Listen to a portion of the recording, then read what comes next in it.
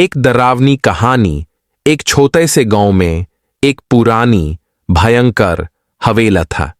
लोग कहते थे कि उस हवेले में भूत हॉन्ट करते हैं। मैं नई और कुरी और डरावनी चीजें खोजने का शौकीन था, इसलिए मैंने उस हवेल को एक्सप्लोर करने का फैसला किया। हवेल में प्रवेश।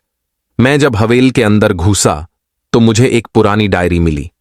उस डायरी में लिखा था, यहां से कभी ना जाओ, या तो तुम मर जाओगे या तुम्हारे लिए मरना ही बेहतर होगा। भयंकर अनुभव। मैंने उस डायरी को पढ़ा और आगे बढ़ने का फैसला किया। हवेली के अंदर बहुत सी भयंकर चीजें थी। मैं अंदर और अंदर घुसने लगा और तभी मैंने एक दरवाजा देखा जो थोड़ा सा खुला हुआ था। अंत मैन ने दरवाजा खोला और एक कमरे में घुस गया। उस कमरे में सिर्फ एक कुर्सी थी और उस पर एक टेढ़ा मेहंदी रखी थी। अचानक से मुझे महसूस हुआ कि कोई मेरे पीछे खड़ा है। मैंने पीछे देखा और कहानी अभी बाकी है। क्या आप चाहते हैं कि मैं इस कहानी को आगे बढ़ाऊं? कहानी का अंत। मैंने पीछे देखा और मेरी आंखें फाट गईं। एक औरत खड़ी थी, उसके चेहरे पर सिर्फ आंखें चमक रही थी। उसने मुझे देखा और किसी ने मुझे धक्का दे दिया।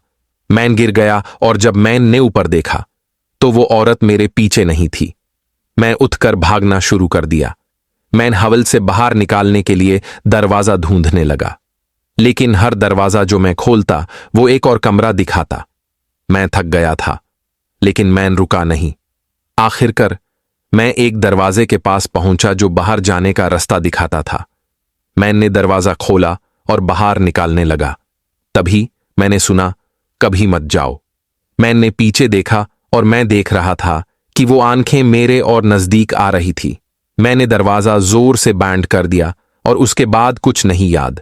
अंत जब मुझे होश आया, मैं अपने बिस्तर पर था। मैं सोचने लगा, क्या यह सब सच में हुआ था?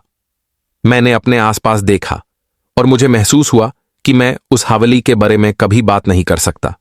और फिर मुझे उस डायरी का कुछ और लिखा दिखाई दिया, मैं तुम्हारे साथ हूं। मैंने उस डायरी को जला दिया और किसी को बताए बिना उस गांव से चला गया। क्या आपको पसंद आई?